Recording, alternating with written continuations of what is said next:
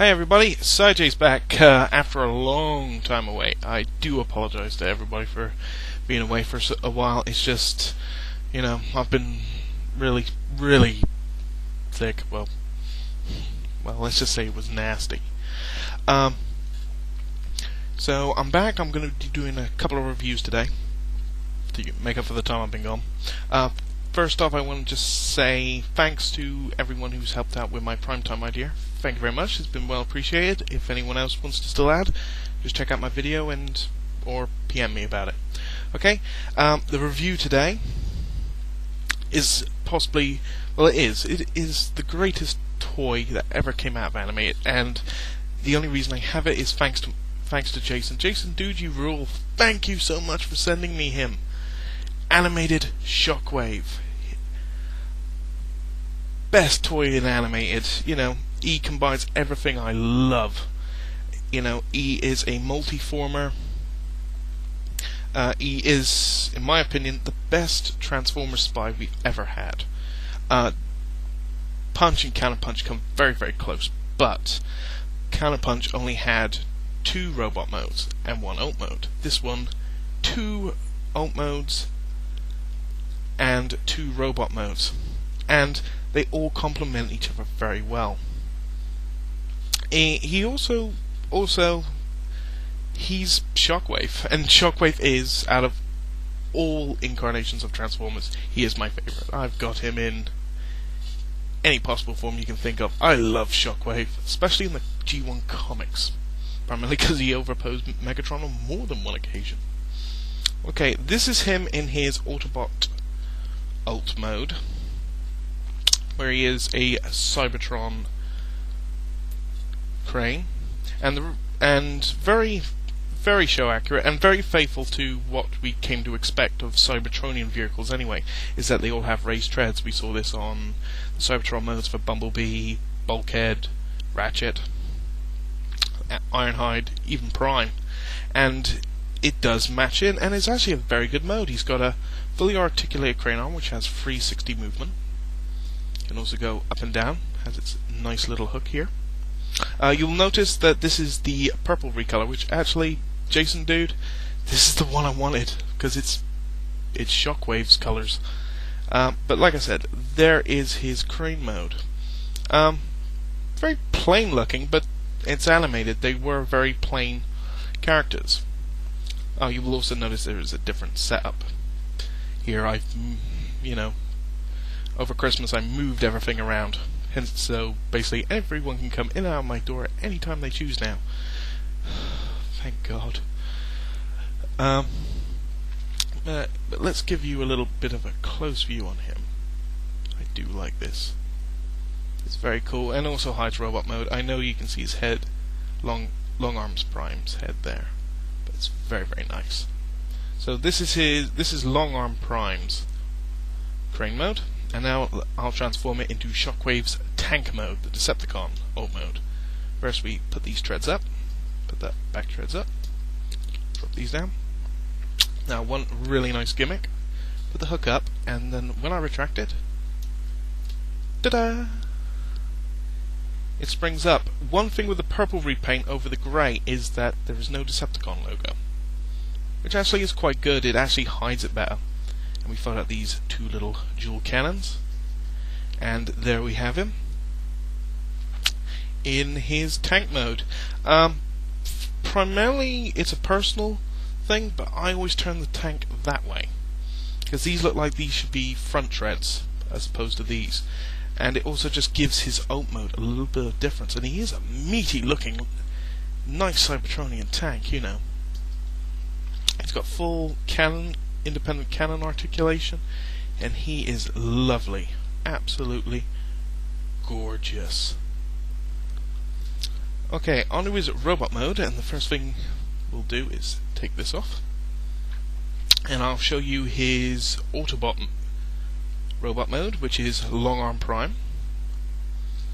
So we take the cannon off, we put the little canopy back. Next, we want to pull these bits up and close the panels. Disconnect his crutch. Fold out his little hands. and then bring these sections down. Now you see these supports. What you want to do is they unpeg and snap into the body. And these bits will actually rotate around and lock into the forearm. So we've got his arms now.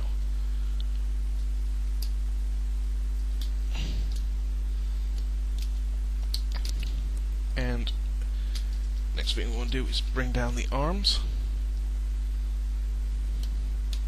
And then we spread the legs out and pull out his feet.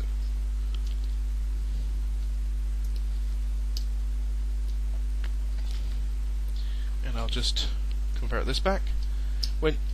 Yep, the minute you pull the keg out comes the hook again. And this just repegs back on his back. And there is Long Arm Prime, his Autobot spy mode. Let me give you a nice little focus. Look at that. Lovely show accurate. Very, very nice. The hook also can actually just peg onto his arm. So you can just give him sort of like a melee weapon. But posability of this guy, full 360. Arms, his arms bend at the elbow, bend a bit at the wrist, thanks to a little ball joint. And I will say beware, because this ball joint is very, very tiny. Also rotates. Legs have knee articulation, bit of foot articulation. No waist articulation. But he does, his legs will actually go forward and go back. And also, one little thing, this is a multi-former. Do you see kibble on this? In any way, shape or form? No. And like I said, this is one thing I love about this figure. He changes so well. And there's his Autobot symbol. Okay, now to put him into Shockwave mode. Fold up these. I'll refocus you. Fold up these panels. With the arms, we pull them down, rotate them a bit, and bring out his claws.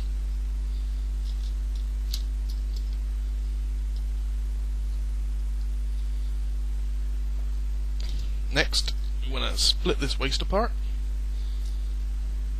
and pull it down and reconnect it.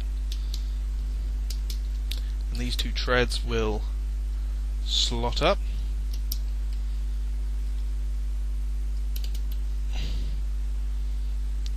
Next, you want to grab the head, pivot it forward, and see a little automorph? Raise that up. Then we have sideways head. Sideways? Shockwaves. And we fold up the... And final... No. This is Autobot symbol, just rotates around, and then we have the Decepticon logo. And that is Shockwave. Yes, and when you bring the head out, it activates the light piping, which you can see is working very well. But completely different robot mode, and you can see how he worked as a spy. Again, the cannon can go on the back. I always put it a bit skew-whiff, so it looks like he's carrying it, carrying it like a rifle. But look at this. Again, zero kibble. Also, size-wise, which is quite a little interesting note, when he's in his Long Arm Prime mode, he's a deluxe size character. When he stretches out to this, in the Shockwave mode, he's now a Voyager class figure. So, put them side by side, two completely different characters. And it does it so well. Okay, my time is wrapping up. Oh no, still got a minute. So I show off some of the other cool features of Shockwave. Again, arms do a full 360. They will bend at the elbow. They will rotate. Head will look up, down. That's one thing I didn't mention on Long Arm Prime. Long Arm Prime has no head articulation. He's got individual working claws.